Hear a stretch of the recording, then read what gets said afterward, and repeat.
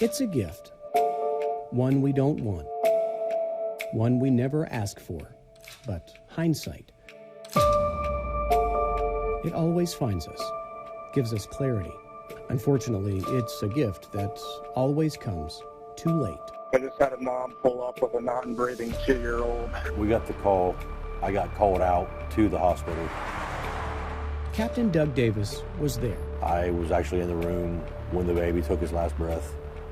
Definitely not something that that will probably ever go away from my mind. He was there when Leighton Lee died. The 20-month-old, according to Circleville police, had ingested fentanyl. His 3-year-old brother, Landon, was also there, sick and vomiting. Police say he, too, ingested the same drug.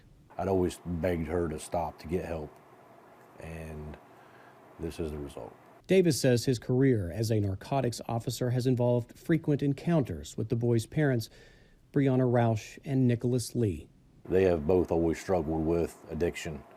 Through the court system, we've got them help several times, and they continue to go back to it. On February 19th, 2021, Lee was cited for disorderly conduct after police say they were called to this Adena Health Clinic parking lot on reports of Lee and Rausch fighting and appearing intoxicated. Later that same day, when Lee and Rausch missed a scheduled appointment with Child Protective Services at their High Street home, police were called again. When Lee and Rausch showed up driving separate cars, Lee was arrested for OVI. He told the jail staff he'd ingested 1.5 grams of fentanyl. Police visits to their home were often. And no matter how many times I had called CPS, how many times my friend called CPS, how many times we called Circleville PD about noise complaints and everything, nothing was ever done. Asia Carter, a neighbor to Lee and Rausch for 2 years. You were neighbors with Brianna Rausch and Nicholas Lee. Yeah. D'Artagnan Gilbert and his family are former neighbors. Is everything all right? In May of 2021, they called police after seeing the couple's oldest son walking around outside, unsupervised. And my fiance was like trying to talk to him and find out, where he lived or anything.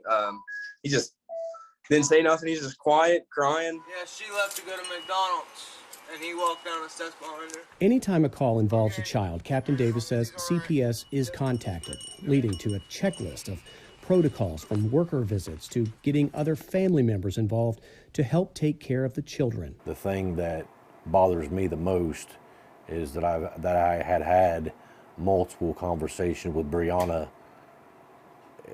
specifically with Brianna, that something bad could possibly happen to her child. Please don't let me miss the baby's funeral, Mom. After the death of their son, Rausch and Lee were arrested. Charges included involuntary manslaughter, child endangering, and possession of fentanyl. Okay, I love you. Tell later we love him. We'll talk to him as soon as we can. Rausch on the phone with her mother, begging to be released for her son's funeral. That's the final time I'm going to see my son. I know. I'm not a runner. I don't run. I go to court. For Rausch, for Lee, hindsight might be doing whatever it took to keep Leighton alive. And the same could be said for the system. I can't speak for what could happen or would happen. It would be possible that the children wouldn't be with Mom and Dad. In 2020, 10 TV has learned Lee had not one, but 2 run-ins with Circleville PD in the same week. The first, August 13th, where records say CPD used a confidential informant to purchase a gram of heroin from Lee. This deal was at Lee's apartment, and the informant told police during the deal Rausch and her 1-year-old child were present when the transaction occurred. 6 days later, Davis himself reported seeing a hand-to-hand transaction from Lee to a female in a car in an alley near Lee's home. There, police recovered a plastic baggie with a brown tar-like substance in it. A search warrant to Lee's and Rausch's home led police to seizing drug paraphernalia, multiple used and unused syringes, digital scales, weights, and 3.5 grams of a brown tar substance suspected of being heroin. Because of that, Both Lee and Roush were looking at trafficking, drug possession, possibly even child endangerment charges. Now again, hindsight here, but if convicted of these charges, I'm told by Pickaway County Prosecutor Judy Wolford that given their history with drug use and CPS involvement, it is very possible that Lee and Roush's 2 children would have been removed from their home. And the reason they never were might be because those charges were never filed. I would certainly question why it sat someplace for 7 months before coming to us. Wolford says the incidents happened in August of 2020, but evidence was not submitted to the Bureau of Criminal Investigation until 4 months later. And because of BCI's workload being backed up, the results confirming the drugs that were seized were heroin weren't back until April of 2021. Wolford says those results weren't submitted to her office until September of 2021, 13 months after Lee's arrest. Wolford says that timeline No, it would not be. is not standard and is very much Whose fault is this? Well, I think that's a police department question, not a Judy question. unexcusable. Only they can tell you what they were doing with this information for all that time. I don't know the answer to that. And that's why in December of 2021, 1 month before Leighton Lee overdosed, Wolford declined to press charges. I can't explain that to a defense attorney, why there was such delay in getting that information to us so we could even pursue charges. And sure, we'll take the blame. I mean, it's definitely our case. But I don't think that we could take all the blame. Captain Davis says there were issues. COVID, short staffing, caseloads backed up. He says the department at that time was also working 2 other cases, both involving children in a home where fentanyl was also present. Even with all that, he says the department tried to get the ball rolling against Roush and Lee, sending a grand jury packet to Wolford in October of 2020.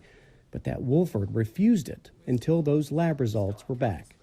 When results were final in April of 21, he says both CPD and Wolford's office received an email from BCI where they could both view the results. Wolford says no such email was ever sent to her office. There are going to be people who watch this and think, had this happened in a timely manner, had you gotten the paperwork, had you charged them, would this baby still be alive today? And I think that's a good question. The answer to that is none of us know. Even if convicted of possession and trafficking, Wolford says it is likely Lee and Roush would have never gone to prison. Still, the hindsight has many questioning. Could it have made a difference? I think we all fail when a child dies. It doesn't matter whether it's the police department, our office, children's services, doesn't matter who it is. We've all failed when a child dies. And how, with so many holes in communication, can Pickaway County do better? How can Circleville, how can Pickaway County move forward collectively if we seemingly have this kind of infighting, these kind of issues, these delays, these... Well, I'm not answering that on camera. This seems like this is one of those cases where people love to say the system failed that child. Yeah. And I would almost agree with them. Captain Davis was there. The nurse never stopped breathing for that kid. And to watch her go through all of that effort for nothing is heartbreaking. He was there when Leighton Lee took his last breath. Now he's here, wondering. I would like to say that, yeah, the baby could still be alive.